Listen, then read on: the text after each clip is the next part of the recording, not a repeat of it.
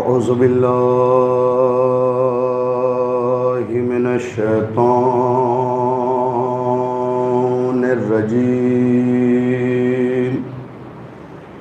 بسم اللہ الرحمن الرحیم الحمد للہ رب العالمین والصلاة والسلام على سید الانبیاء والمرسلین على سیدنا ونبینا شفیع ذنوبنا طبیب نفوسنا حبیب قلوبنا بالقاسم محمد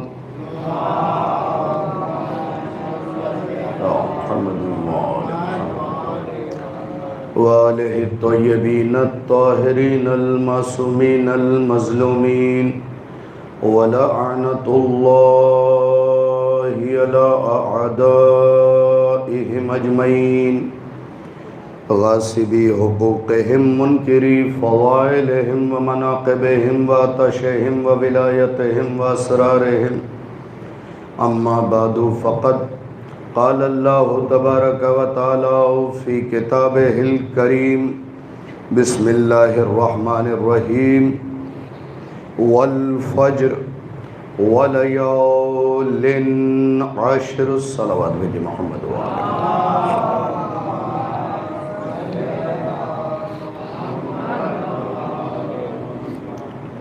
سامعین مکرم، ملتمس ہوں کہ ایک مرتبہ سورہ الحمد اور 3 مرتبہ سورہ اخلاص کی تلاوت فرما کر نور محمد حسن علی بھائی بھورانی، کلثوم بانو نور محمد بھائی بھورانی، حاجی غلام عباس نور محمد بھائی بھورانی، کاظم حسین غلام حسین امیری، میناز علی رمضان علی پٹیل، روشن بانو محمد علی بھوجانی اور شہدائے پارا چنار جنہیں کئی دنوں سے مسلسل آتنکوادی گروپ جو ہے اپنا نشانہ بنا رہا ہے، آپ اپنے سورہ فاتحہ میں بھی ان مرحومین کو اور جو زندہ ہیں اپنی نمازوں میں اپنی عزاداری میں ان کے لیے خصوصی دعا کریں کہ پروردگار عالم ان کی حفاظت فرمائے اور دشمنوں کو نیست و نابود فرمائے۔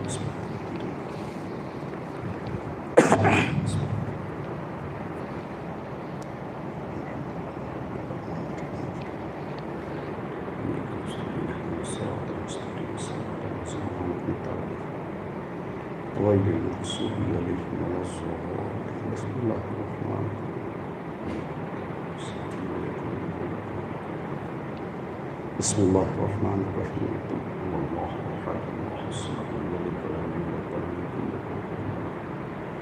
بسم اللہ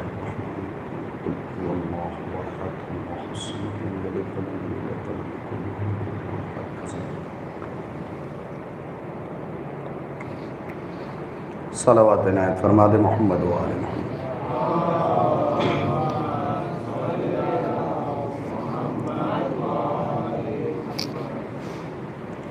آپ حضرات سلطنہ سے اور قریب تشریف لے آئیں۔ ہاں آ جائیں آ جائیں۔ اللہم صلی علی محمد و آل محمد۔ سامعین مکرم، حاضرین مجلس، سورہ فجر کے ضمن میں امام حسین علیہ السلام کے کرم کا تذکرہ روزانہ میں آپ کی خدمت میں پیش کر رہا ہوں، اور آج اس سلسلے کی 4تھی گفتگو ہے، کیونکہ کل سرکار امام سجاد کا تابوت برآمد ہوگا، تو کل جو گفتگو ہوگی وہ امام سجاد علیہ السلام پہ ہی ہوگی۔ آج اس سورے کے ضمن میں کرم امام حسین علیہ السلام پہ اس سلسلے کی آخری گفتگو ہے۔ سورہ فجر اپنے آپ میں وہ سورہ ہے جس نے یہ مقام حاصل کیا ہے کہ سوروں میں اسے سورۃ الحسین کہا جاتا ہے۔ جیسے 14 میں دوسرا حسین نہیں ہے، ویسے ہی سورہ فجر کی برابری پورے قرآن کا سورہ نہیں کر سکتا۔ دکھنے میں 30 آیات ہیں، لیکن ہر آیت ہے، نشانی ہے صاحبان ایمان کے لیے اور صاحبان اذہان کے لیے، یعنی جن کے پاس دماغ ہے۔ سورہ فجر ان کے لیے ایک نشانی ہے۔ سورہ فجر کے ضمن میں نے آپ کو بتایا کہ اس سورہ کا نام سورہ فجر ہے، سورۃ الحسین ہے اور سورۃ التقدیر ہے۔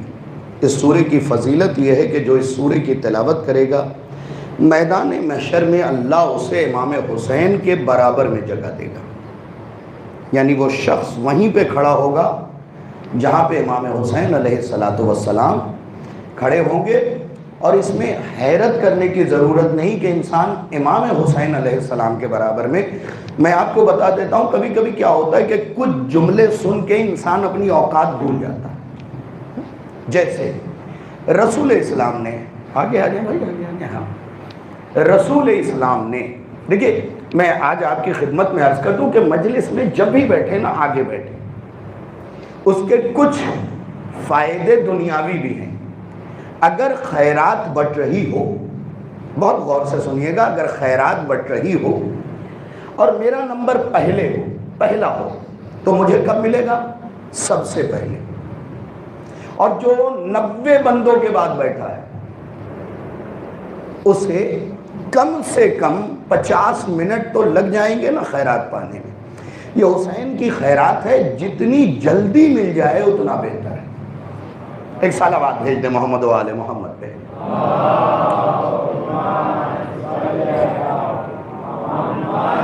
آج چند بہت اہم سطور آپ کی خدمت میں پیش کرنا ہے، اسپیشلی جو لوگ امام حسین علیہ السلام کی خدمت انجام دیتے ہیں اس دنیا میں، ان کے مرتبے پہ ایک واقعہ سنانا ہے۔ کتاب میں ساتھ لے آیا تھا چلتے وقت، اور جو چھوٹی سے چھوٹی خدمت بھی انجام دیتا ہے حسین کی نگاہ میں وہ بہت بڑا ہے، کیونکہ حسین علیہ السلام کی خدمت انجام دینے کا موقع ہر بشر کو نہیں ملتا۔ فرش عزائے حسین بچھانا ہو بچھا لیجئے، کیونکہ آپ اسے کپڑا دیکھتے ہیں اور آپ اسے دری کی صورت میں دیکھتے ہیں، آپ اسے چاندنی کی صورت میں دیکھتے ہیں، لیکن حقیقت میں یہ کپڑا نہیں ہے۔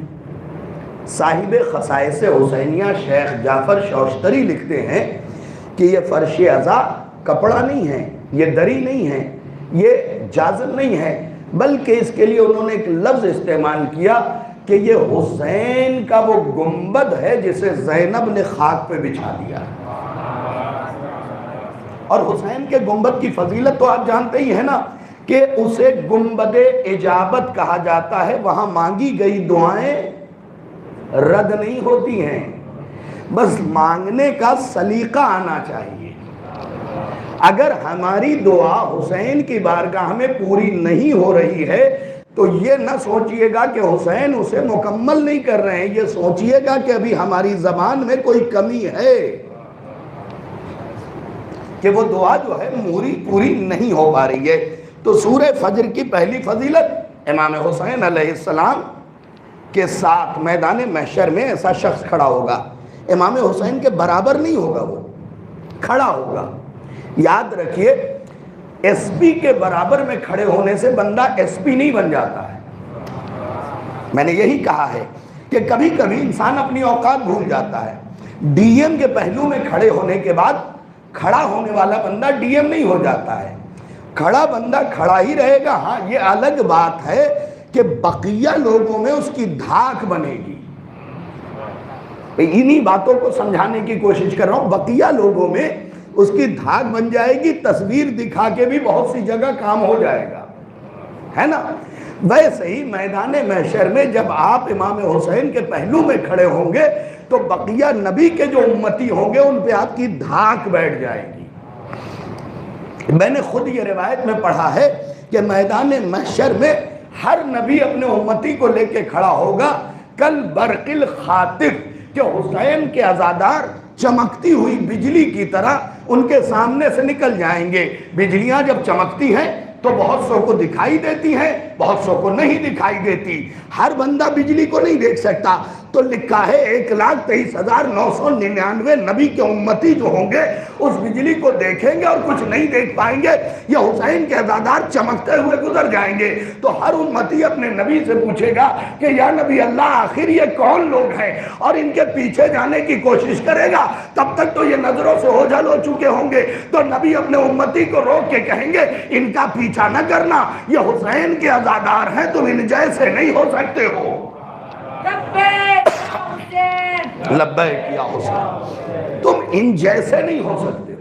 یعنی 1,23,999 نبی کے امتی حسین کے عزادار کے برابر نہیں ہو سکتے۔ یہ بالکل کیسی بات ہے؟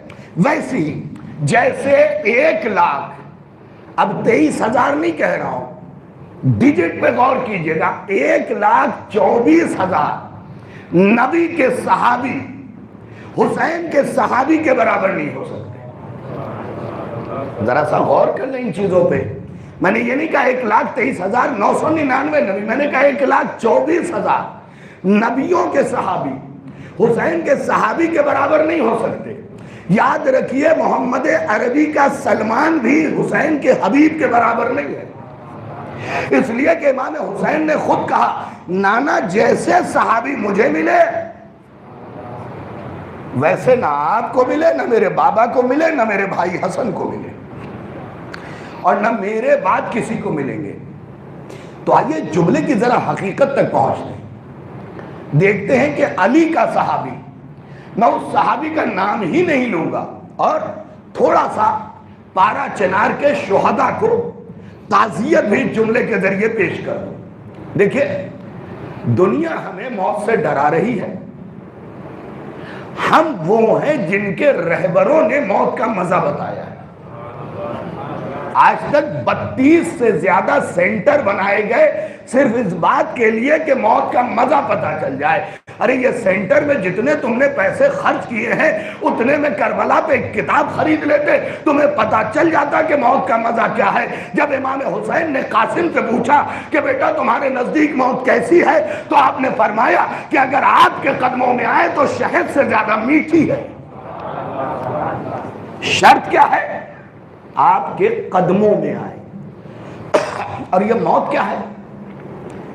مجالس المومنین صفحہ نمبر 538 جو طبعات میرے پاس ہے، داہنی طرف مولا کائنات حارث حمدانی سے فرما رہے ہیں، مولا کا بڑا خاص چاہنے والا، فرماتے یا حارث حمدانی من یمت یرنی، اے حارث حمدانی جو بھی مرے گا وہ علی کو دیکھے گا، مشرق میں مرے یا مغرب میں۔ اگلا جملہ ذرا خطرناک ہے، مومن ہو یا منافق، علی کو دیکھے گا ضرور، چاہے مومن ہو یا منافق ہو۔ چلیے یہ مومن علی کو دیکھے بات سمجھ میں آتی ہے، یہ منافق کیوں دیکھ رہا ہے؟ میں اس کا کلیہ بتا دیتا ہوں۔ مومن تو دیکھ کے خوش ہو جائے گا، منافق دیکھ کے موت کے وقت بھی جلے گا، اور جلانے کا بھی اپنا ایک مزہ ہے۔ کاش توجہ کیا ہوتا، جلانے کا بھی اپنا ایک مزہ ہے۔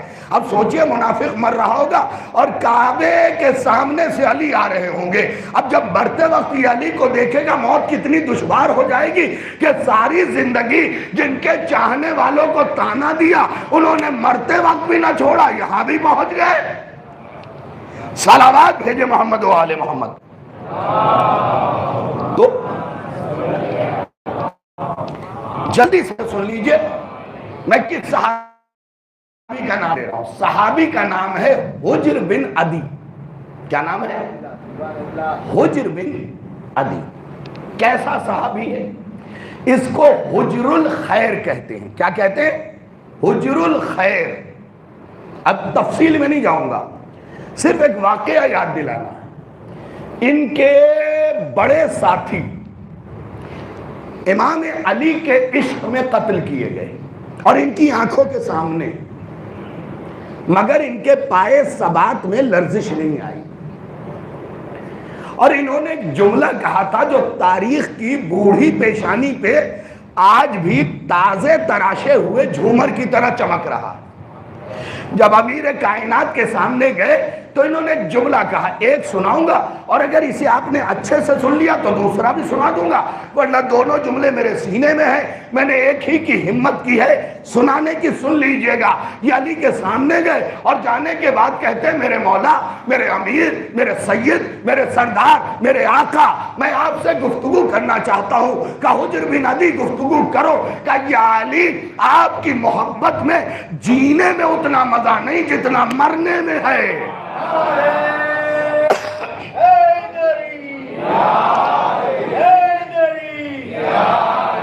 اب بھی نہیں سمجھے؟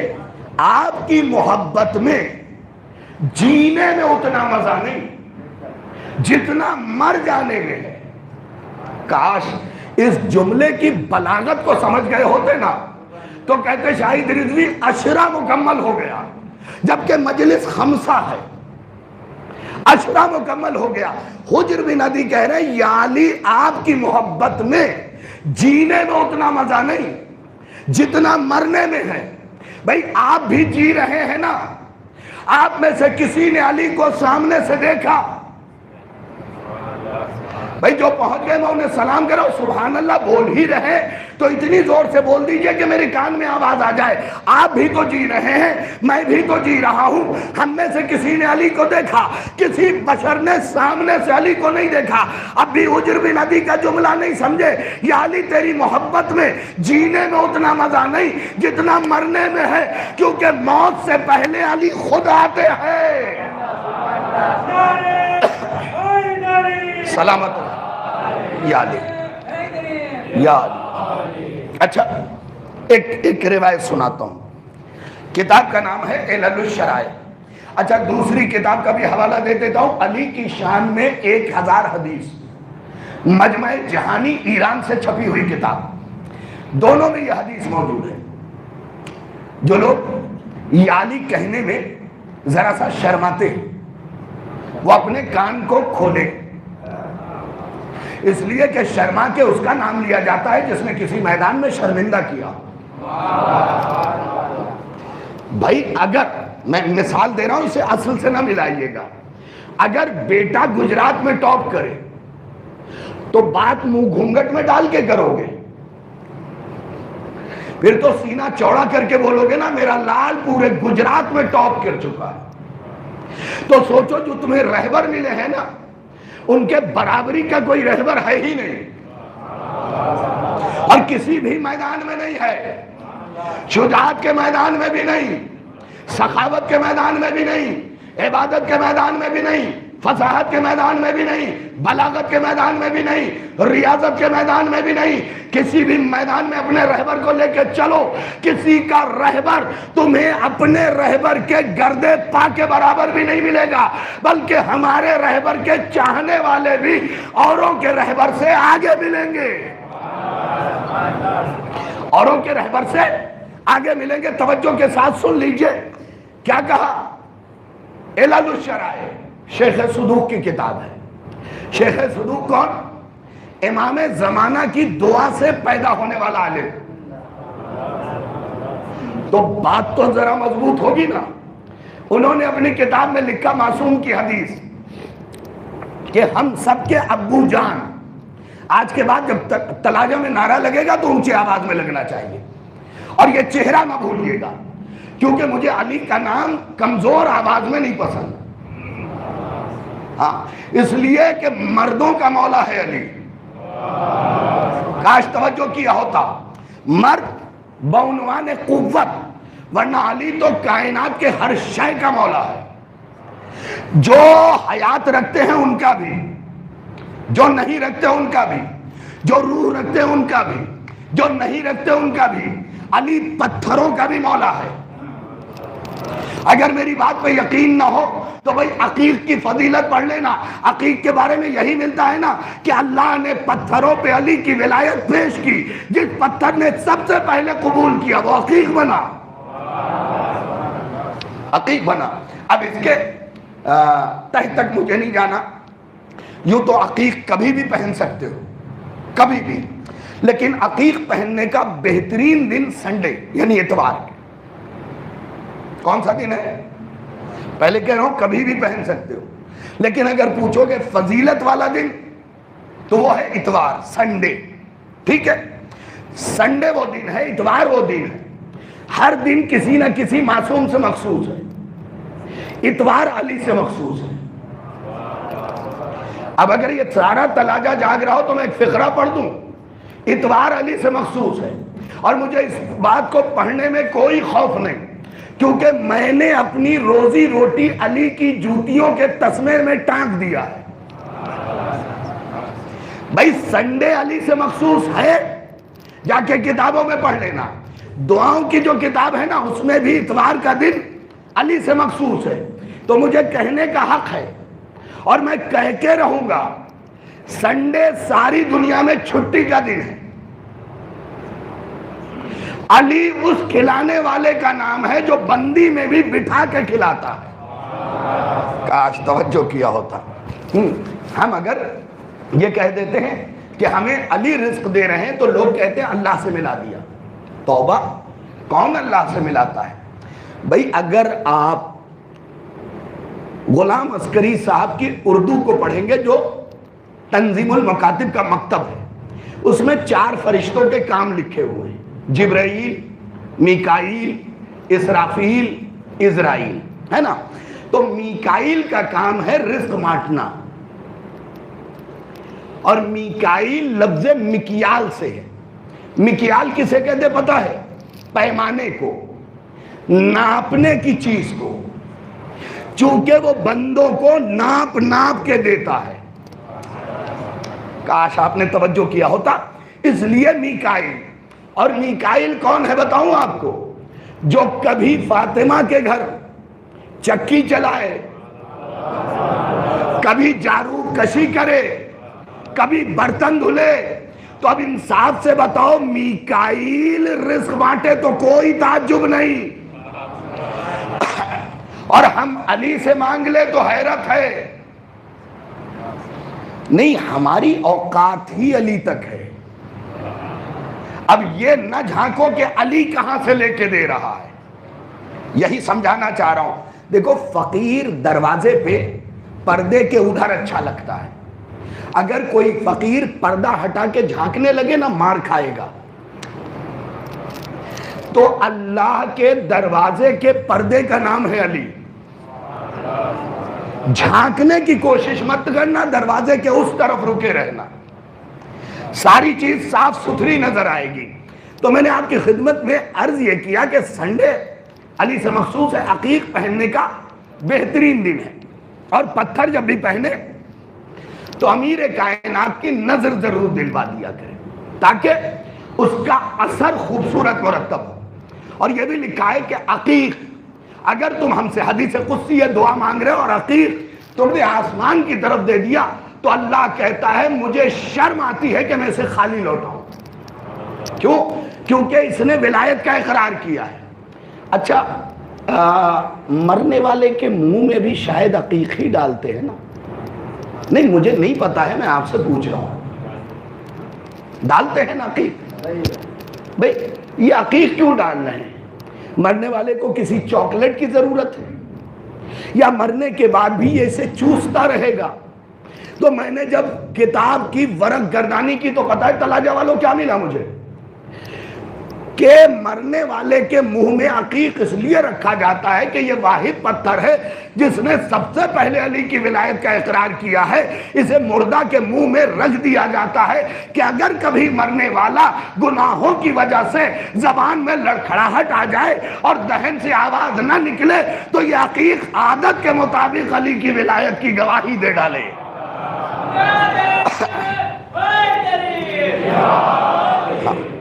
تو میں گفتگو کر رہا تھا ساری چیزوں کو چھوڑتے ہوئے حجر بھی نہ دی. پہلا جملہ میں نے سنایا، کیا کہا؟ یا علی تیری موت تیرے محبت میں جینے کا اتنا مزہ نہیں جتنا مرنے کا مزہ ہے. یہ بات کب ہو رہی ہے؟ میدان صفین میں، جہاں یہ ڈر ہے کہ کہاں سے تیر آ جائے، تلوار آ جائے، نیزہ آ جائے. وہاں حجر بن عدی مطمئن علی سے بات کر رہے ہیں. تو مولا کائنات نے ایک فقرہ کہا. سنیں شیعہ بیٹھے اس لیے یہ بات پڑھ رہا ہوں. فقرہ کہا, حجر جی مولا جانتے ہو ہماری محبت کی سزا کیا ہے؟ اسے شعر میں نقل کر دینا. حجر اور امیر کائنات کی بات ہے. حجر جانتے ہو ہماری محبت کی سزا کیا ہے؟ حجر نے کہا معلوم تو مجھے بھی ہے, لیکن امیر کی زبان سے سننے کا مزہ ہی اور ہے. بھئی اگر کوئی دوست تمہارا جگری ہو نا تو اس کے سامنے تم کم بولتے ہو, بہت دنوں بعد ملاقات ہو تم چاہتے ہو وہ بولتا رہے میں سنتا رہوں, جیسے میرے ساتھ آپ کرتے نا کہ میں بولتا رہوں آپ سنتے رہیں. چلیے میں نے داد کی چھٹی دی لیکن فقرہ سنیے گا. امیر آپ کے منہ سے سننے کا مزہ اور ہے. مہوا والے حضرات اس بات کو مہوا تک پہنچا دیں گے. فقرہ بڑا قیمتی ہے, آپ کے منہ سے سننے کا مزہ اور ہے. اور تلاجہ والے اپنے گھروں تک پہنچا دیجئے گا, آپ کے منہ سے سننے کا مزہ اور ہے. امیر نے مسکرا کے کہا اے حجر ہماری محبت کی سزا موت ہے. حجر کی آنکھوں میں خوشی کے آنسو آئے, دونوں ہاتھ سے آنکھوں کو پوچھتے ہوئے کہا مولا کیا سزا ہے؟ کہا موت. کہا مولا بات اتنی بڑی سزا اتنی چھوٹی.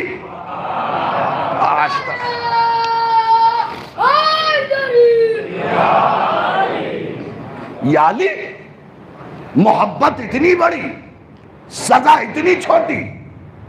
کہا پھر اب سنیے گا حجر بن عدی کا جملہ ہر شیعہ کو ایسا ہونا چاہیے. دیکھیں میں پھر کہتا ہوں کہ شیعہ اگر اندر سے انقلابی نہیں ہے, جوشیلا نہیں ہے تو شیعہ نہیں ہے. جوش کا ہونا بہت زیادہ ضروری ہے, اس لیے کہ آپ آخری امام کے سپاہی ہیں اور سپاہی کو ٹھنڈے خون کا نہیں ہونا چاہیے, ٹھنڈے خون کا نہیں ہونا چاہیے. فقرہ بہت قیمتی ہے, سن لیجئے گا. حجر نے کہا مولا کام اتنا بڑا سزا اتنی چھوٹی سی. حجر پھر تمہارا ارادہ کیا ہے؟ قربان جاؤں حجر کے جس سے علی بات کر رہے ہیں. علی سے جبرائیل بات کرنا چاہے, علی سے میکائیل بات کرنا چاہے, علی سے اسرافیل بات کرنا چاہے, علی سے اسرائیل بات کرنا چاہے, اور علی حجر سے بات کر رہے ہیں. حجر پھر تمہارا ارادہ کیا ہے؟ میرے بچوں سننا, یہ تمہارے لیے پڑھ رہا ہوں. حجر پھر تمہارا ارادہ کیا ہے؟ کہا مولا تیری محبت میں کھولتے ہوئے تیل میں ڈال دیا جاؤں. بھئی خدا کے لیے میں بچوں کے لیے کیوں پڑھ رہا ہوں پتا ہے؟ جناب مختار جب کسی دشمن حسین کو قید کرواتے تھے اور پھر اسے ہاتھ پیر بندھوا کے سامنے کوفے میں ٹانگتے تھے, تو آپ اپنے غلام خیر سے کہتے تھے جاؤ کوفے کے بچوں کو لے آؤ. اگر پہنچ گئے تو میں آپ کو سلام کر رہا ہوں, بڑوں کو نہیں بچوں کو لے کے آؤ. جب بچے آ جاتے تھے تو مختار کہتے تھے وہ پتھر پڑے ہیں, یہ دشمن حسین ہے, اس نے یہ کیا ہے, مارو. مختار یہ کام بچوں سے کیوں کروا رہے ہو؟ کہا کوفے کے بڑوں کے دل میں دہشت بٹھانے کے لیے کہ اگر تم نے آئندہ کبھی یہ کام کیا تو یہی بچے کل کے مختار بن کے اٹھیں گے. صلوات بھیجے نا محمد و آل محمد. تو کیا کہا؟ ہاں میں نے کہا میں نے چھٹی دے رکھی ہے. کیا کہا حضرت حجر نے؟ مولا آپ کی محبت میں زندہ کھولتے ہوئے تیل میں ڈالا جاؤ اور میرے وجود سے میرا چمڑا الگ ہو جائے, پھر گوشت الگ ہو, پھر ہڈی الگ ہو جائے, پھر اسے چھان کے جلتے ہوئے انگاروں میں ڈال دیا جائے.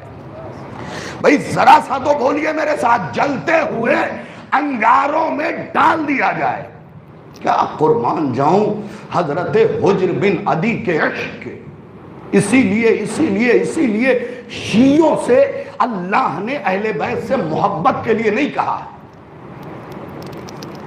آپ یہ سمجھ رہے ہوں گے مودت کے لیے کہا ہے.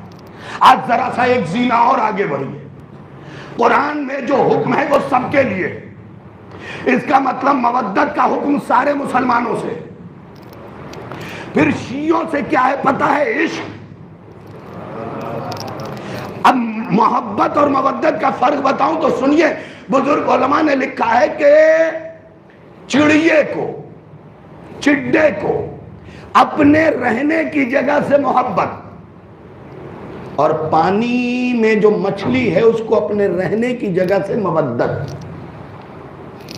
عشق نہیں بتاؤں گا، محبت اور مودت کا فرق بتاؤں گا، اسے یاد رکھیے گا.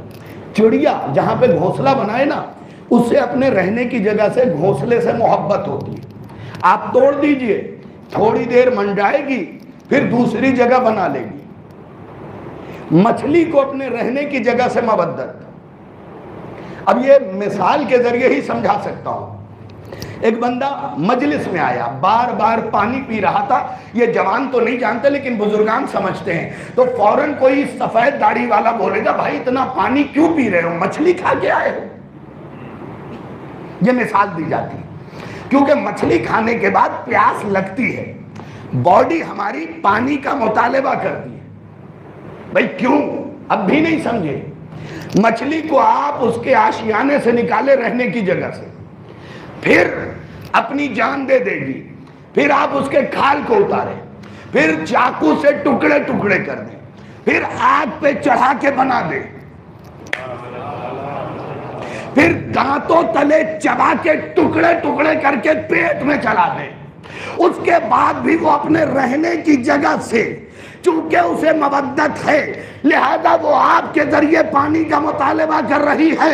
اسی لیے امام نے کہا کہ دیکھو تم ہم سے عشق مچھلی کی طرح کرو کہ تمہیں ہماری مودت میں ذبح کر دیا جائے، ٹکڑے ٹکڑے کر دیا جائے، آگ میں جلا دیا جائے، لیکن پھر جب تمہیں جمع کیا جائے تو زبان سے یا علی کی آواز آئے.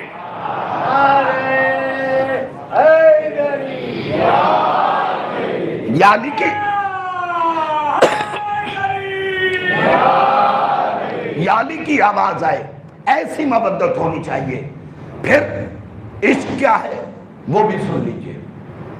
ہم سے مطالبہ عشق ہے. عشق کسے کہتے ہیں؟ عشق کے پہلے زینے کا نام ہے کہ انسان آپ کو دیوانہ کہہ دے. اب بتاؤ ایسے عاشق کتنے ہیں علی کے ہیں؟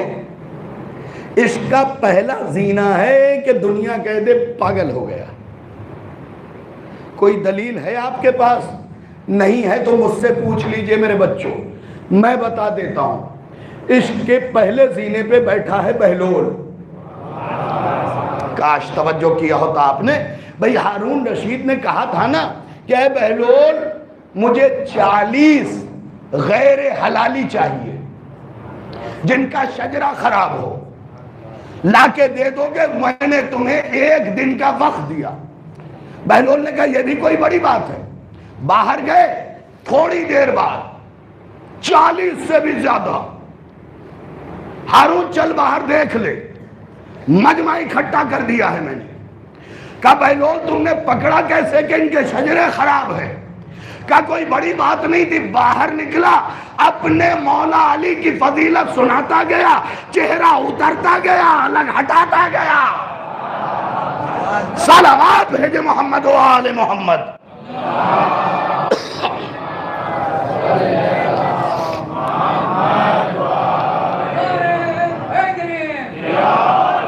تو عشق کی پہلی منزل کیا ہے؟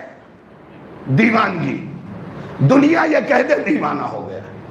اس عشق کی دوسری منزل کیا ہے؟ ہیں 10 منزلیں، میں صرف 3 آپ کو بتاؤں گا. عشق کی دوسری منزل ہے کفر. جب دنیا کہہ دے کہ یہ کافر ہو گئے. آج بھی دیکھو نا، ہندوستان میں تو نہیں لیکن پڑوس کے ملک میں لکھا جاتا نا کافر کافر شیعہ کافر. یہ ہے عشق کی دوسری منزل.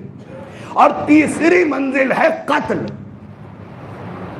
اس کی بھی دلیل دے دوں، حضرت مختار ابن زیاد کے دربار میں ہے اور آپ خطبہ دے رہے ہیں، ابن زیاد نے دعوات اٹھا کے حضرت مختار کے منہ پہ مارا اور مار کے کہا یا کافر یا زندیق، یا کافر دوسری منزل، یا کافر یا زندیق۔ دعوات سے حضرت مختار کی آنکھ پھٹ گئی اور آپ زور سے ہنسے، ہنسنے کے بعد مسکرائے، پھر اپنے زانوں پہ ہاتھ مارا۔ ابن زیاد نے کہا پاگل ہو گئے ہو، کافر تو تھے ہی، ابھی میں تمہیں قتل کروں گا۔ مختار مسکرانے کی وجہ تو بتاؤ۔ پلٹ کے کہا پہلی بار کسی نے عشق علی میں کافر کہا ہے، خاندانی کافر کے منہ سے سن کے بڑا مزہ آ رہا ہے۔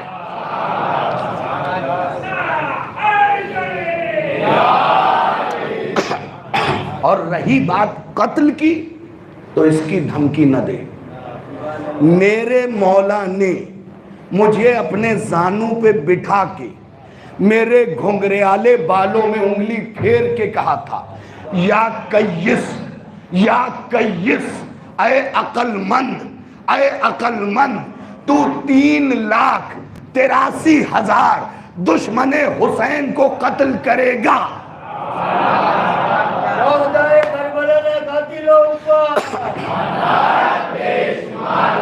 تو 3,83,000 دشمن حسین کو قتل کرے گا۔ ابھی مارا تجھ جیسا کمینہ ایک نہیں، موت آئے گی کہاں سے؟ یہ کس کا فقرہ ہے؟ حضرت مختار کا۔ اچھا مختار نامہ سناتا تو کبھی اس تاریخ کی طرف بھی اشارہ دیتا۔ آج صرف ایک جملہ سن لے، پوری دنیا یہ کہہ رہی ہے، پوری دنیا یہ کہہ رہی ہے کہ امام حسین کو شیعوں نے مارا ہے نا؟ تاریخ مسعود ٹک ٹاکیے سے لے کے ہاں منظور مینگل تک یہ کہہ رہا ہے کہ مختار حضرت امام حسین کو شیعوں نے مارا۔ میں یہ بات تسلیم تو نہیں کرتا، لیکن میرے بھائی تمہیں تو اگر یہ تسلیم کرنا ہے کہ حضرت امام حسین کو شیعوں نے مارا، پھر تو مختار کا ذکر تمہیں 12 وفات کے میلاد میں کرنا چاہیے۔ جو پہنچ گئے میں انہیں سلام کر رہا ہوں، بڑا چبھتا ہوا اشارہ میں نے دیا ہے۔ اگر نعوذ باللہ من ذالک امام حسین کو شیعوں نے مارا ہے تو تمہیں تو مختار کا ذکر 12 وفات کے میلاد میں کرنا چاہیے تھا، اس لیے کہ حضرت امام حسین کو شیعوں نے مارا، مختار نے ان مارنے والے کو مارا۔ پھر حضرت مختار کو گالیاں کیوں دیتے ہو؟ اس کا مطلب مختار نے تمہارے کسی کو مارا ہے۔ 3,83,000 کیا حضرت مختار کے یقین کے قربان جائیے، کس معیار پہ ہے؟ قتل کی دھمکی دی جا رہی ہے، اور یہی بات نہیں، ایک بار تو موت کا پروانہ نکل گیا۔ حضرت مختار قید خانے میں تو سن لیجئے گا۔ کیوں سنا رہا ہوں؟ کیونکہ پارا چنار میں ظلم ہو رہا ہے اور شیعوں پہ ضروری ہے بچوں کے لیے کہ ایسی باتیں سنیں۔ حضرت مختار کے قتل کا فتویٰ نکل گیا ابن زیاد کے دربار سے، اور شام سے بھی آ گیا کہ اب اسے قتل ہونا ہے۔ اتنے میں قتل کون کرے، قتل کون کرے، قتل کون کرے؟ سنیے گا 3 واقعہ صاحب بشارت نے، ہاں مولانا کامل حسین صاحب نے مختار نامے میں 3 چیزیں لکھی ہیں کہ ابن زیاد نے کہا خط آ گیا ہے، مختار کو مار ڈالو۔ جلاد کھڑا ہوا تھا، کہا جاؤ، مارتے کیوں نہیں؟ کہا تلوار بند ہے خزانے میں بند ہے، کہا لے کے آؤ۔ جلاد گیا، چابی سے تالا کھولا، کھولنے کے بعد اندر گھسا، اندر گھسنے کے بعد تلوار اٹھایا، تلوار لے کے چل رہا تھا کہ بچھو نے پیر میں کاٹا، منہ کے بل گرا اور وہیں پہ ختم ہو گیا۔ پھر دوسرا گیا، اس کے بھی ٹھوکر لگی، اپنی ہی تلوار اس کے گردن کو کاٹ گئی۔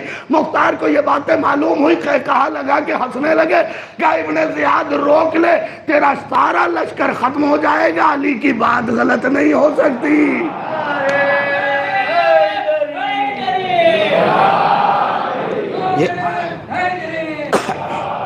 یہ کرم ہے، خدا کی قسم آپ کو جو اہل بیت نے عزت دی ہے نا، میں ایسے تو اس کتاب سے کئی باتیں آپ کو سناتا، لیکن فی الوقت یہ آپ دیکھ رہے ہیں اس عالم دین کی یہ کتاب ہے، اور پوری کتاب عزاداری کے اوپر ہے۔ کل اسی کتاب سے میں نے پڑھا تھا کہ ہمارے زمانے کے علماء مرجع یہ کہہ رہے ہیں کہ سفید لباس یہ اس میں اشکال ہے غم کے دنوں میں پہننے میں، کیونکہ یہ خوشی کا رنگ ہے۔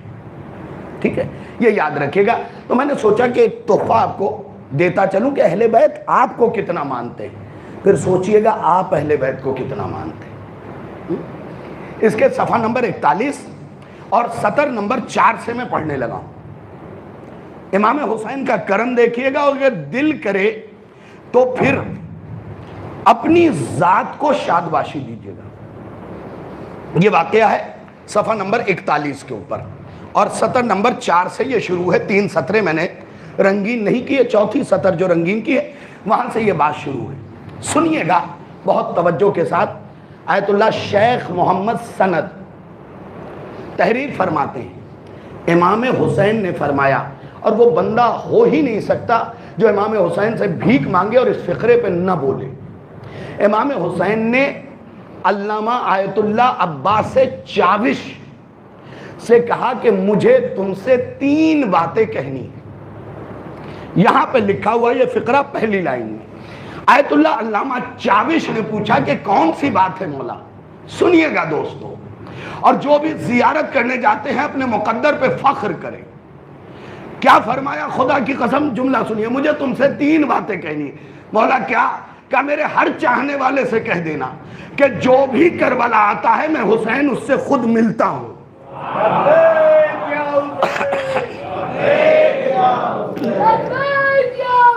جیتے رہیے بیٹا۔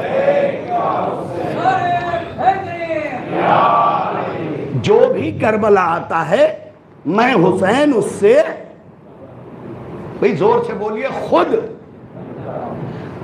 روحانی طور پہ نہیں، یہ بھی سن لیجئے، روحانی طور پہ نہیں، جسمانی طور پہ حسین ملتے ہیں۔ تو اب تلاجہ کے مومنین اور گجرات کے عوام سے یہی کہوں گا، حسین کی ملاقات پکی ہے، اپنے آنکھ کو اس قابل بنا لو کہ حسین دکھائی دینے لگے۔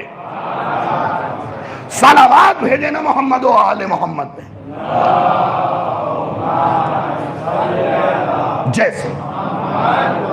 جیسے حسین کو دیکھنے کے لیے ان آنکھوں سے زیادہ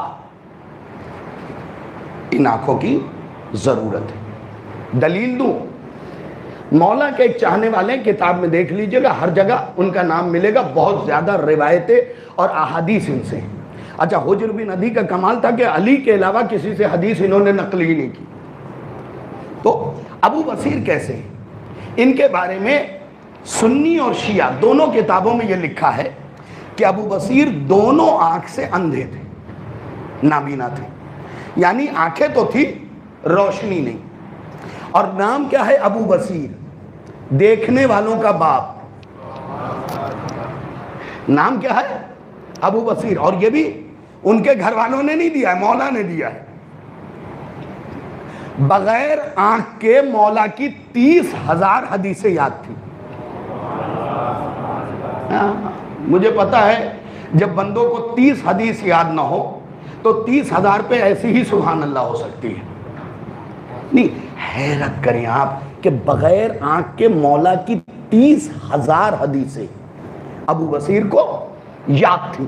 سوتے سے بھی کوئی اٹھا کے پوچھتا تھا تو کہتے تھے فلاں راوی نے فلاں سے، فلاں نے فلاں سے، فلاں نے فلاں سے، اور فلاں نے میرے مولا صادق سے یا میرے مولا باقر سے، ایسے سنا تھی۔ تو ایک دن امام کے ساتھ کھڑے ہوئے تھے، سامنے سے کعبے کے پاس تھے، سامنے سے گروہ آ رہا تھا، 70 قدموں کا فاصلہ تھا۔ امام نے کہا ابو بصیر ذرا ان آنے والوں سے پوچھو تو کہ انہوں نے اپنے امام کو کب دیکھا ہے۔ ابو بصیر نے کہا مولا وہ سامنے سے چلے آ رہے ہیں، آپ سامنے کھڑے ہیں، کیا پوچھوں؟ امام نے کہا جاؤ پوچھو تو۔ گئے، یہ بتاؤ تم نے اپنے مولا کو کب دیکھا؟ کہا 2 برس پہلے جب حج سے لوٹے تھے تو مدینے میں ملاقات ہوئی تھی۔ ابو بصیر کو حیرت۔ دوسرا گروہ آ رہا تھا، فاصلہ 70 سے بھی کم قدموں کا، 40 قدموں کا بھی نہیں تھا۔ مولا نے کہا اس سے بھی پوچھ لو۔ مولا وہ 70 قدم پہ تھے نہیں بتا پائے ہوں گے، یہ تو 40 پہ ہیں۔ کہا پوچھو تو۔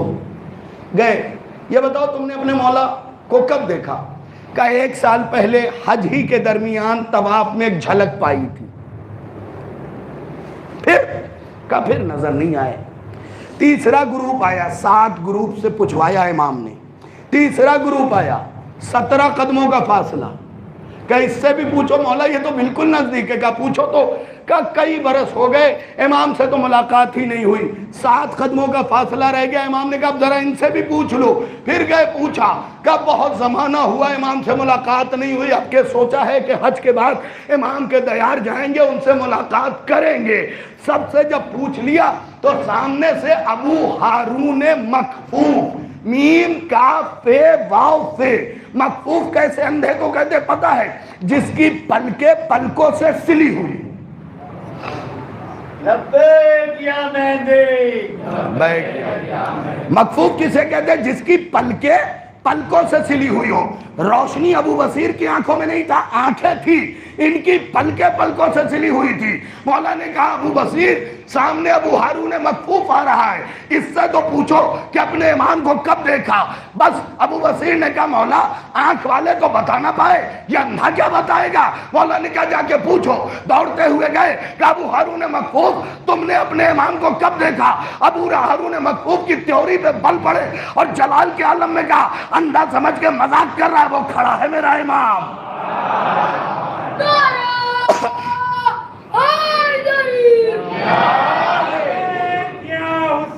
لبیک لبیک یا حسین یا علی، وہ کھڑا ہے میرا امام۔ تو امام کو دیکھنے کے لیے ان آنکھوں سے زیادہ ان آنکھوں کی ضرورت ہے۔ اور دونوں کا فرق بتا دوں، یقین جانے ساری زندگی یاد رہ جائے گا۔ اپنے امام کو کوشش کیجئے کہ ان آنکھوں سے پہلے ان آنکھوں سے دیکھیے۔ بس ایک جملہ کہہ کے شاہد رضوی آگے نکل جائے گا کہ بھائی ان آنکھوں سے جس نے دیکھا تھا وہ ہرملا رہ گیا، اور ان آنکھوں سے جس نے دیکھا تھا وہ ہر علیہ السلام بن گیا۔ اپنے امام کو ان آنکھوں سے پہلے دیکھیے، پھر کوئی آپ کے مقدر کو بگاڑ نہیں سکتا۔ ان آنکھوں سے دیکھنے والا دھوکہ کھا سکتا ہے۔ تو پہلی فضیلت کیا ہے کہ جو بھی کربلا آئے گا امام حسین اس سے جسمانیات کے ساتھ بذات خود ملاقات کرتے۔ جب علماء سے پوچھا گیا کہ واقعاً کیا ملاقات کرتے ہیں، تو امام حسین علیہ السلام کی طرف سے علماء نے جواب کیا دیا وہ سنیے۔ کہ رسول کی حدیث ہے کہ اگر کوئی مہمان آئے اور میزبان اس سے ملاقات نہ کرے تو یہ بد اخلاقی ہے۔ یہ کیسے ممکن ہے کہ کربلا تم حسین کے مہمان بن کے جاؤ؟ یہ حسین کی کریمی کے خلاف۔ اس کا مطلب حسین ملتے ہیں، ہمارے آنکھ اس قابل نہیں ہیں۔ اگر اس کے لیے اور دلیل چاہیے تو ایک دلیل دوں گا، سلام کرنا مستحب ہے، جواب دینا۔ تو جو آپ امام کو سلام کرتے ہیں اس کا جواب آتا ہے یا نہیں؟ کیونکہ امام کہتے ہی اسے ہیں جو واجب کو ترک نہ کرے، اور ہمارے لیے جو مستحب ہے وہ بھی اس کے لیے واجب ہے۔ امام کا کمال یہی ہے، تو جواب دیتے ہمارے کان سن نہیں پاتے۔ اب دوسری فضیلت اور حجر کی بات کر کے گفتگو کو سمیٹ لیتا ہوں۔ پہلی فضیلت کیا ہے؟ جو بھی کربلا جاتا اس سے امام حسین ملتے ہیں، لہٰذا جب واپس آئیے اپنے آپ کو بدلیے، بخیل نہ رہ جائیے، حسین کی راہ میں خرچ کیجئے، اس لیے کہ اس گھرانے کو بخالت پسند نہیں ہے، کنجوسی پسند نہیں ہے۔ فقرہ سنیے، اگلا فقرہ اور سمیٹ لی بات۔ امام حسین نے آیت اللہ علامہ عباس چاوش سے کیا کہا پتہ ہے؟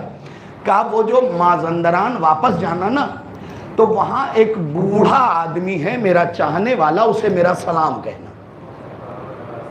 خدا کے لیے جو بزرگان بیٹھے ہیں ذرا سا توجہ کریں، جو بوڑھا آدمی ہے مازندران میں سفید داڑھیوں والا میرا چاہنے والا، اسے میرا سلام کہنا۔ تو وہ ذرا حقیر غریب قسم کا آدمی تھا، تو علامہ آیت اللہ عباس چاوش نے کہا مولا سارے مازندران کو چھوڑ کے آپ اس بوڑھے فقیر آدمی کو سلام بھیج رہے ہیں، وہ ایسا کیا کام کرتا ہے؟ تو امام حسین نے کہا تم نہیں جانتے وہ کیا کرتا ہے؟ وہ میرے عزاداروں کی جوتیاں سیدھی کرتا ہے۔ سلام۔ یہ فقرہ امام حسین کا ہے کہ وہ میرے عزاداروں کی جوتیاں سیدھی کرتا ہے۔ اب آپ سمجھیں کہ حسین کی راہ میں کوئی کام چھوٹا نہیں۔ اگر جلوس نکلا ہوا ہے اور چند نوجوان اس جلوس ماتم کرنے کے ساتھ ساتھ اس میں پڑے ہوئے ڈسپوزل اور دیگر چیزوں کو اٹھا رہے ہیں تو تم چھوٹے نہیں ہو جاؤ گے۔ کوشش کرو کہ لنگر اپنے ہاتھوں سے بناؤ، بھلے 2 ہاتھ حلیم چلانا پڑے، 2 مرتبہ وہ دیگ میں تمہیں چمچ گھمانا پڑے، لیکن شرکت تمہاری ہونی چاہیے۔ بھلے فرش ادا ٹھیک ہو لیکن یہ سلوٹ ہے اسے ٹھیک کر دو، تمہاری شرکت ہونی چاہیے۔ بھئی سنا ہوا واقعہ ہے، نمرود نے کتنی بڑی آگ جلائی تھی اور ابابیل چونچ میں پانی لے کے میلوں دور سے، آگ کے قریب بھی نہیں جا رہا تھا، جھلس جاتا، میلوں دور سے پھینک دیتا تھا۔ فرشتوں نے پوچھا چکر کیا ہے بھائی؟ آگ وہاں پانی یہاں پھینک رہا ہے۔ کہ کل جب ابراہیم اور نمرود کی تاریخ مرتب ہوگی نا تو مجھے نمرود کے ساتھیوں میں نہیں لکھا جائے گا۔ حسین کے لیے کچھ نہ کچھ کیجئے اور کرتے رہیے۔ کوشش کیجئے کہ جیسے آپ کی جماعت ہے، آپ ڈونیشن دیتے ہیں، ہدیہ دیتے ہیں، ٹھیک ہے، تو آپ اپنے بچے کے ہاتھ میں دیجئے اور بچے سے جماعت میں دلوائیے۔ کیونکہ میں نے خود امام صادق علیہ السلام کا قول پڑھا ہے، کبھی اگر تلاجہ آنا ہوا اور آپ نے مجھے یاد دلایا تو میں تربیت اولاد پہ 2-3 مجلسیں پڑھنا چاہتا ہوں آپ کے درمیان، سنیے گا، ہے تو میرا پورا عشرہ لیکن 2-3 مجلسیں سنانا چاہتا ہوں۔ امام صادق فرماتے کہ گھر میں جو بھی چیز لے کے آؤ اپنے بچوں کے ہاتھ میں دے کے کہو کہ سارے گھر کو بانٹ دو۔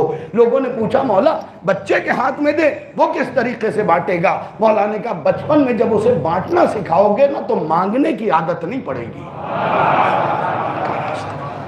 بھئی بھیج دینا صلوات محمد و آل محمد پہ۔ ہر چیز کا اپنا ایک اثر ہے۔ تبرک میں بزرگوں سے کہوں گا، یہاں بزرگ بانٹتے ہیں لیکن روزانہ ایک ایک بچے کو لے کے کھڑے ہو جائیے اور انہیں تبرک بانٹنا سکھائیے۔ دیکھیں کچھ چیزیں نسلوں میں سفر کرنی چاہیے۔ ہمارے اندر کیا ہو گیا پتہ ہے؟ مولانا بچے کی پڑھائی کا مسئلہ ہے، مجلس میں لے کے کیسے آئیں؟ میں تمہیں بتا رہا ہوں، شاہد رضوی کی اس بات کو یاد رکھنا، آج تم پڑھائی کے لیے اپنے بچوں کو گھر چھوڑ کے آ رہے ہو، کل جب یہ بچے بڑے ہوں گے نا تو اپنے بچوں کو فارم ہاؤس چھوڑ کے آئیں گے۔ اس وقت تمہیں سمجھ میں آئے گا کہ تم نے کیا غلطی کی۔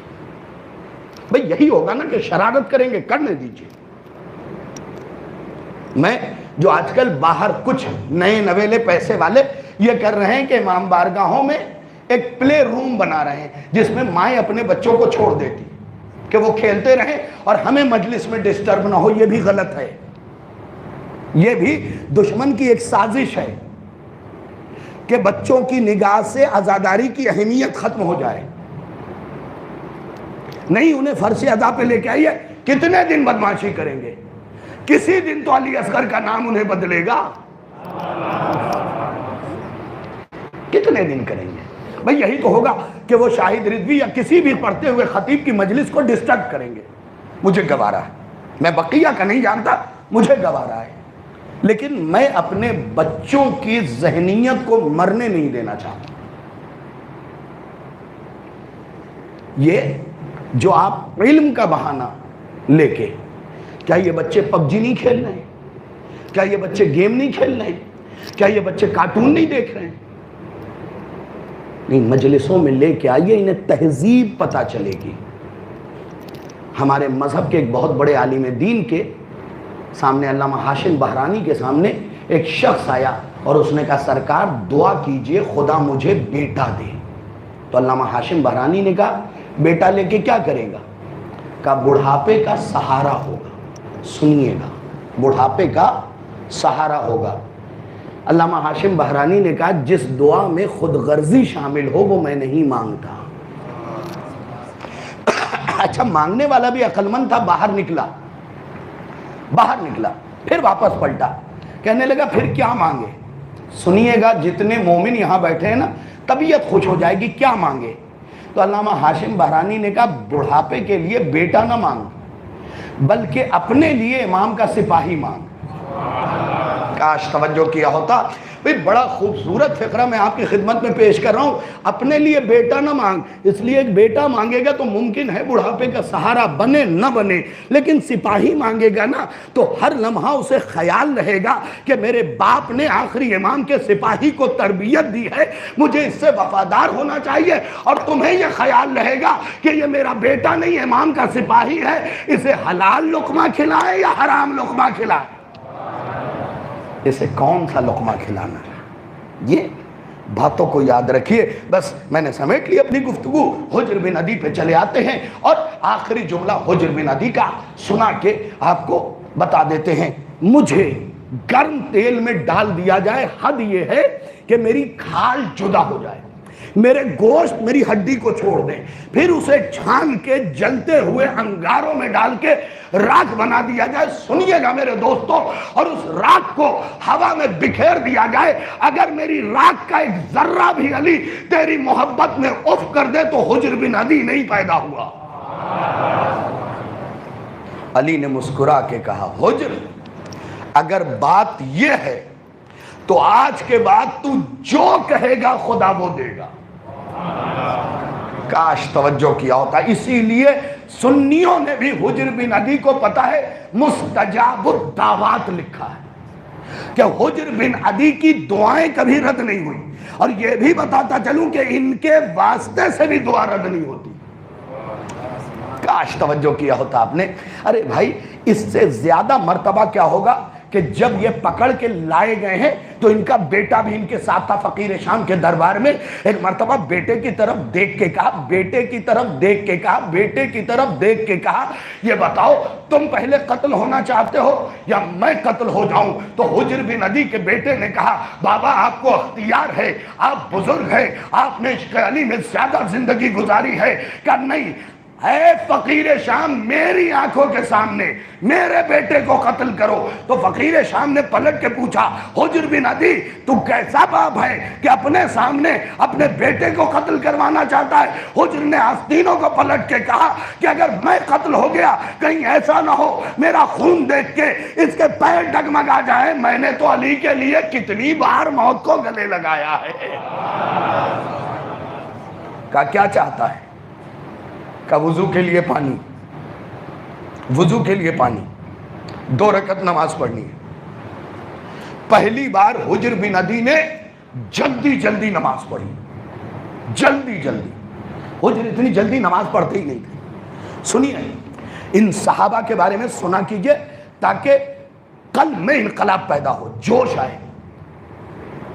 لوگوں نے ہنسنا شروع کیا، حجر اتنی جلدی نماز تمام کر کے حجر نے جو جواب دیا ہے نا وہ تماچا ہے کہ میں نے دیر اس لیے نہیں لگائی کہ کہیں تو یہ نہ سوچ لے کہ حجر موت سے ڈر کے تاخیر میں نماز پڑھ رہا ہے تاکہ دیر میں موت آئے۔ میں نے جلدی پڑھی تاکہ تجھے پتا چل جائے میں عشق علی میں مرنے کے لیے کتنا بیتاب ہو رہا ہوں، کتنا بیتاب ہو رہا ہوں۔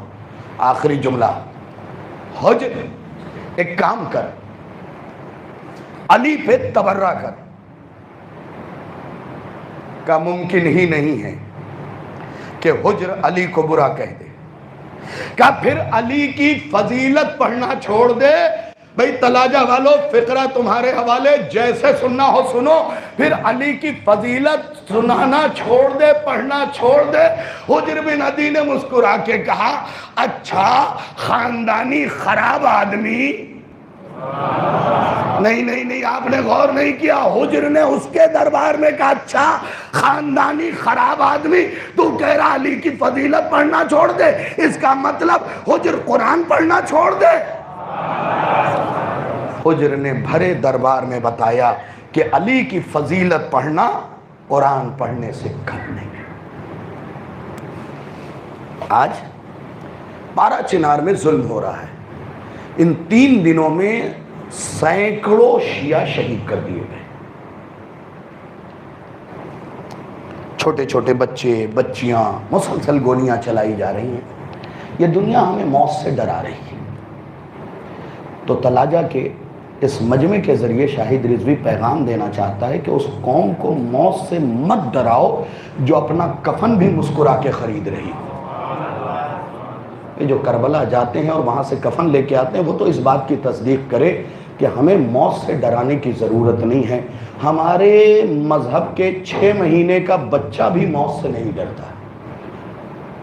اور گواہ تمہارا ہرملہ ہے جس نے تیر چلایا تو ہمارے مذہب اور ہمارے راہبر کا بچہ علی اصغر رویا نہیں ہے بلکہ مسکرا کے جواب دیا ہے کہ تمہارا تیر مارنا اور ہے اور ہمارا مسکرا کے شکار کر لینا اور ہے. ہم ڈرتے نہیں ہیں, ہم تو کفن بھی مسکرا کے خرید رہے. اور یہ پیغام دے دیجئے گا. آج ہی میری پڑھی ہوئی مجلس کی ایک کلپ مجھ تک آئی تو اس کا جملہ دہرا دوں. یہ تو ہم اپنے بچوں کے کان میں پھونکتے ہیں تلاجہ والوں. توجہ, پھر توجہ اور پھر توجہ. یہ تو ہم اپنے بچوں کے کان میں پھونکتے ہیں کہ یا حسین کہہ کے خود کو مارنا اللہ اکبر کہہ کے دوسروں کو مارنے سے بہتر ہے. ہم نے تکبیر کو مذاق نہیں بنایا ہے. آپ نے دیکھا وہ ویڈیو جس میں اللہ اکبر کہہ کے گلا کاٹا جا رہا ہے. کیا حیوانیت ہے. دنیا ہم سے پوچھتی ہے حسین کو کیسے قتل کیا گیا. دیکھو, دونوں سملر نہیں ہیں لیکن دیکھو, اگر عشق حسین نے آج یوں ذبح کیا جا رہا ہے تو کل کیا عالم ہوگا. اور ابھی پریشان ہونے کی ضرورت نہیں. یہ فقرہ برداشت کر لیجئے گا, حدیث کا فقرہ ہے, میں تحفہ دے رہا ہوں آپ کو. پریشان ہونے کی ضرورت نہیں. دور اس سے بھی سخت آنے والا ہے اور ہندوستان میں بھی آئے گا, کیونکہ روایتوں کے جملے ہیں. اس سے بھی سخت دور آئے گا. پائے ثبات میں لرزش نہ آئے, اپنے آپ کو مضبوط بناؤ. امام نے اپنے دور میں کہا تھا وہ دور بھی آئے گا جب نام پوچھ کے قتل کیا جائے. نام کیا ہے علی, مار دو. نام کیا ہے حسین, مار دو. پارا چنار میں ہوا ہے ابھی. نام کیا ہے زینب, مار دو. نام کیا ہے خدیجہ, مار دو. جب 8ویں امام نے یہ حدیث بیان کی تو اس وقت لوگوں کو حیرت ہوئی کہ مولا آپ کے نام پہ نام بھی رکھیں اور قتل بھی کیے جائیں. اب جو امام نے جملہ کہا ہے, اگر تلاجہ کے مومنین کے دلوں میں ٹھنڈک اترے تو میرے حق میں دعا کر دیجئے گا, مولا آپ کے نام پہ نام بھی رکھیں اور مارے بھی جائیں. مولا نے مسکرا کے کہا کیا تم اس بات پہ راضی نہیں ہو کہ مارے دشمن جلائیں ہم. کیا تم اس بات پہ راضی نہیں ہو کہ تمہیں اس نام کی بنیاد پہ دشمن مارے اور ہمارا آخری بیٹا تمہیں قبروں سے اٹھائے. یہی نام ہے اور یہی گزارش ہے کہ ہمیشہ اہل بیت کے شیدا بن کے رہیے, ان کے متوالے بن کے رہیے. اگر کبھی اہل بیت کی کوئی فضیلت سمجھ میں نہ آئے تو آپ لاوارث نہیں ہیں. انتظار کیجئے, پردے میں آپ کا وارث بیٹھا ہوا ہے, آپ اس سے سوال کیجئے کہ مولا یہ فضیلت مجلس میں سنی تھی, نہیں سمجھ میں آئی, آپ بتا دیجئے. آپ کا امام آپ کو بتائے, کیونکہ اس نے وعدہ کیا ہے کہ ہماری کوئی فضیلت نہ سمجھ میں آئے تو ہماری طرف لوٹا دو. خبردار انکار کر کے کافر نہ ہو جانا. مولا آپ کی حاضری کو قبول فرمائے. چند سطرے مجھے مصائب کے پڑھنے ہیں. چونکہ کل امام سجاد کی شہادت پڑھی جائے گی تو میں چاہتا ہوں کہ آج سرکار وفا کے مصائب کے چند جملے پڑھ دوں. کون عباس, زینب کی ڈھارس عباس. کون عباس, حسین کی کمر عباس. کون عباس کہ بیویاں آپس میں کہتی تھی کہ ساری باتیں صحیح ہیں لیکن جب تک عباس زندہ ہے کوئی ہمارے سر سے ردا چھین نہیں سکتا. کتنی امید, کتنی ڈھارس, تلاجہ والوں میں نے خود کتاب میں پڑھا ہے، یہاں سے میں نے مصائب شروع کر دیے. آپ نے دیکھا کہ عباس کی شہادت کے بعد کسی بچے نے پھر پانی نہیں مانگا. اونچی آواز میں رویا کریں خدا کے لیے، آپ کی اونچی آواز اہل بیت کو پسند ہے. آپ کبھی تو سوچا کریں کہ آپ اس مظلوم پہ رو رہے ہیں جس پہ زینب کو رونے نہیں دیا گیا ہے. زینب گریا کرتی تھی اور ظالم تعزیہ نہ مارتا تھا، نیزے کی انی چبھو دیتا تھا.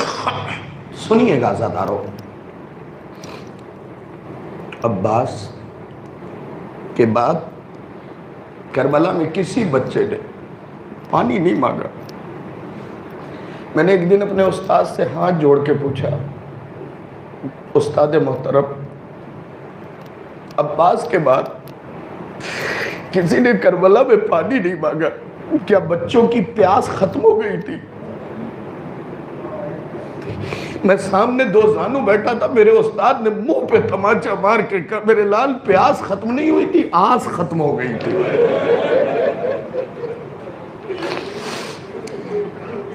بتاؤں کیا ہوا تھا کہ جب عباس نہ آئے نا، عباس کا علم آیا تو 10 سے زیادہ بچے کوزہ پھینک کے جو زمین پہ گرے.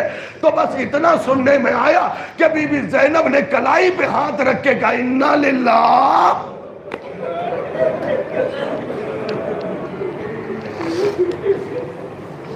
زیادہ طویل عریض نہیں پڑھوں گا، صرف 2 مصائب کے فقرے مجھے حضرت عباس کے پڑھنے کہ عباس کس باوفا کا نام ہے.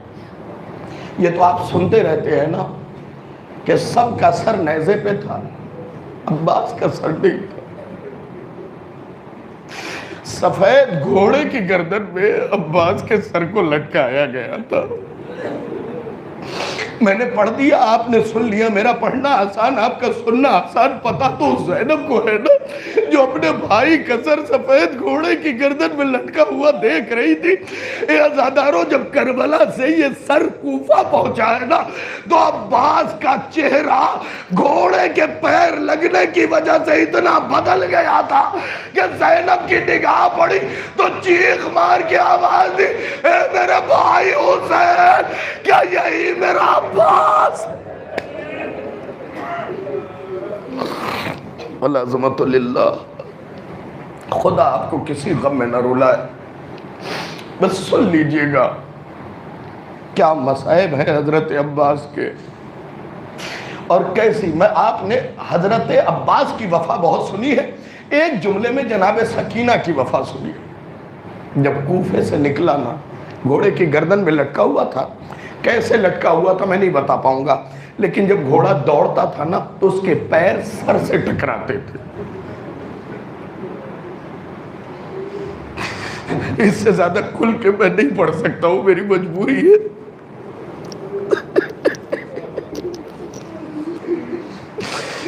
پیر تھے حضرت عباس کے سر ٹکراتے تھے. اتنا بدل گیا تھا چہرہ، اتنا زخمی ہو گیا تھا. جب کوفے سے قافلہ نکلا ہے نا شام کے لیے تو ایک مقام پہ راوی کہتا ہے میں نے دیکھا کہ سکینہ اپنے آپ کو کوہنیوں کھینچ. اللہ ان آوازوں پہ رحمت نازل کرے. میرے اللہ ان میں سے کوئی بھی کبھی دکھ نہ دے.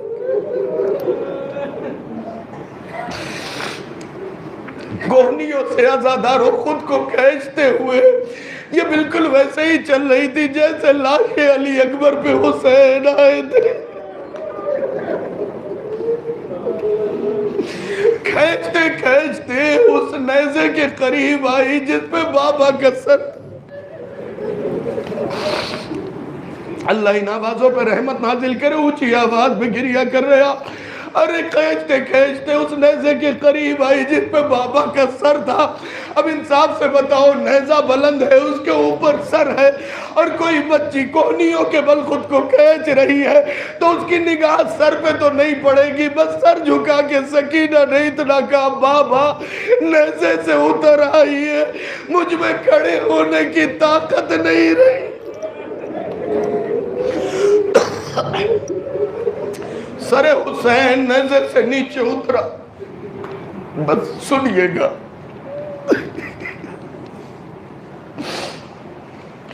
اتنے سخت مصائب ہیں کہ میں جلدی نہیں پڑھتا۔ سر حسین نیزے سے نیچے آیا اور حسین نے آواز دی، میری سکینہ، میری بیٹی، تمہیں اتنے تماچے لگے، میری لال پیروں میں چھالے پڑ گئے، میری بچی چھالوں میں کانٹے گھر جا کے اس مصائب کو سنائیے گا۔ ارے بی بی نے کہا بابا میری بات چھوڑیے، اے بابا آپ پوچھئے اپنی بہنوں سے، میں نے آپ کے بعد کسی سے کچھ نہیں مانگا۔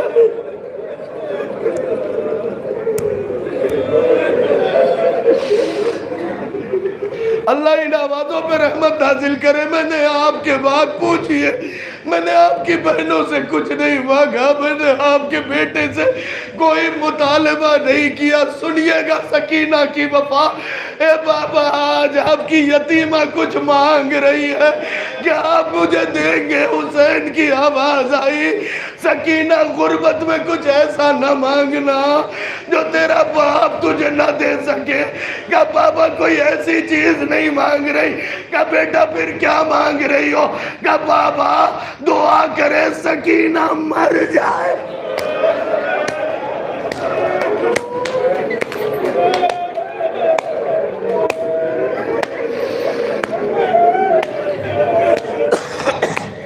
وفائے جناب سکینہ سنو، اس عنوان سے مصائب نہ سنا ہوگا۔ فکر عجیب و غریب ہے، قیامت کے مصائب ہے۔ بابا دعا کرو مجھے موت آ جائے۔ روتے ہوئے حسین نے پوچھا سکینہ یہ بات یا ماں سے میں نے سنا تھا جب وہ دربار سے آئی تھی، ہاتھ اٹھا کے کہتی تھی میرے اللہ مجھے موت دے دے، یا آج تم کہہ رہی ہو کہ بابا دعا کیجئے مجھے موت آ جائے؟ سکینہ کیا وجہ ہے؟ کیا ظلم سے تھک گئی؟ کہ نہیں بابا مجھے اور تعزیانے پڑے، کوئی مسئلہ نہیں، تماچے پڑے کوئی مسئلہ نہیں۔ کہ پھر سکینہ کیا ہوا؟ کہ بابا پچھلے موڑ پہ شمر اور زجر بن قیس نے مجھے ستانے کے لیے میرے چچا کے چہرے پہ تعزیہ،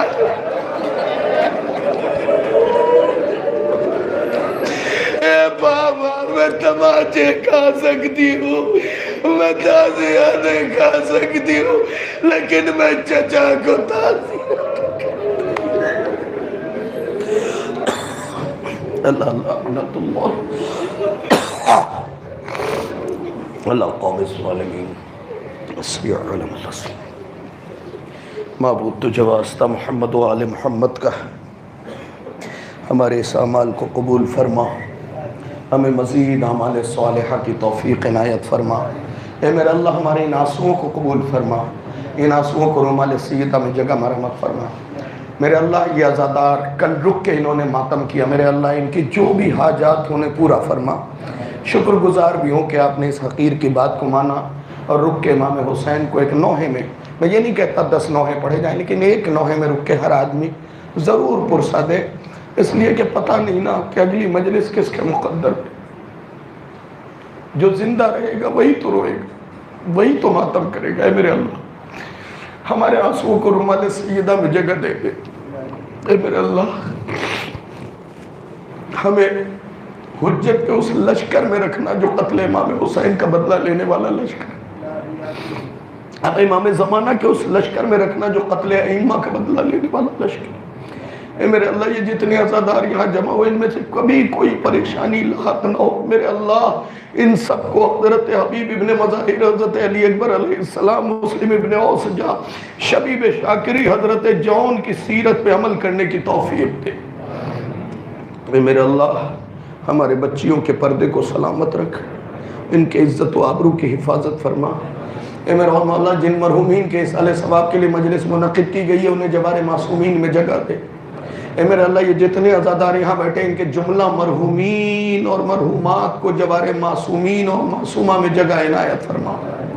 اے میرے اللہ ان سب کی بخشش فرما، جو مجلس منعقد کرتے ہیں، حسین کی خدمت کرتے ہیں، چلا رہے ہیں، سبھی لگاتے ہیں، یا اللہ کے گھر کی خدمت کریں گے، میرے اللہ اے میرے اللہ اے میرے اللہ وہ سب اپنے امام کے سامنے سرخ روح ہو سکیں۔ اے میرے اللہ تجھے واسطہ محمد و آل محمد کا، ہمیں تب تک موت نہ دینا جب تک ہم اپنی آنکھوں سے کربلا معلیٰ، نجف اشرف، مشہد مقدس، کاظمین، سامرہ، جنت البقیع، جنت المعلیٰ اور تمام اطباط عالیہ کی زیارت نہ کر لیں۔ اے میرے اللہ ہمیں موت دے دینا تو ہمارے کان کو اس قابل بنا دینا کہ ہم اپنے امام کی آواز کو سن سکیں، ہماری زبان میں وہ صلاحیت پیدا کرنا کہ ہم اس آواز پہ لبیک کی آواز بلند کر سکیں۔ اے میرے اللہ کروڑ دعا کی دعا ہے، آپ سب کی طرف سے دعا مانگ رہا ہوں۔ اے میرے اللہ جب ہم اپنے امام کی آواز کو سن کے لبیک کہتے ہوئے اٹھے تو ہمیں اس طریقے سے اٹھانا کہ ہمارے کاندھے پہ برہنہ تلوار ہو اور ہماری نگاہیں جناب سیدہ کے قاتلوں کو تلاش کریں۔ اے میرے اللہ پرچم اسلام کو سربلند فرما، پرچم کفر و نفاق کو سرنگو فرما۔ ملتمس ہو ایک مرتبہ سورہ الحمد اور 3 مرتبہ سورہ اخلاص کی تلاوت فرما کر نور محمد حسن علی بھائی بھورانی، کلثوم بانو نور محمد بھائی بھورانی، حاجی غلام عباس نور محمد بھائی بھورانی، کاظم حسین غلام حسین امیری، میناز علی رمضان علی پٹیل، روشن بانو محمد علی بھوجانی، شہدائے پارا چنار اور آپ حضرات اپنے اپنے مرحومین کو بھی اپنے سورہ فاتحہ میں یاد رکھیے اور ان لوگوں کو بھی یاد رکھیے جنہوں نے اپنی زندگی میں امام حسین کے لیے کوئی گھر، کوئی بارگاہ، کوئی زمین ڈونیٹ کیا ہے یا انہوں نے ان تمام قسم کی چیزیں الگ الگ جگہوں پہ بنائی ہیں، انہیں بھی اپنے سورہ فاتحہ میں یاد رکھیں۔ بسم اللہ الرحمن الرحیم، اللہم صل علی محمد۔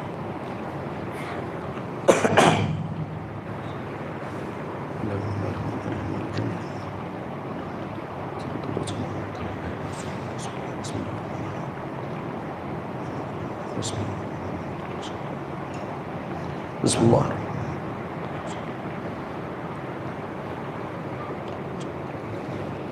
ماتم حسین۔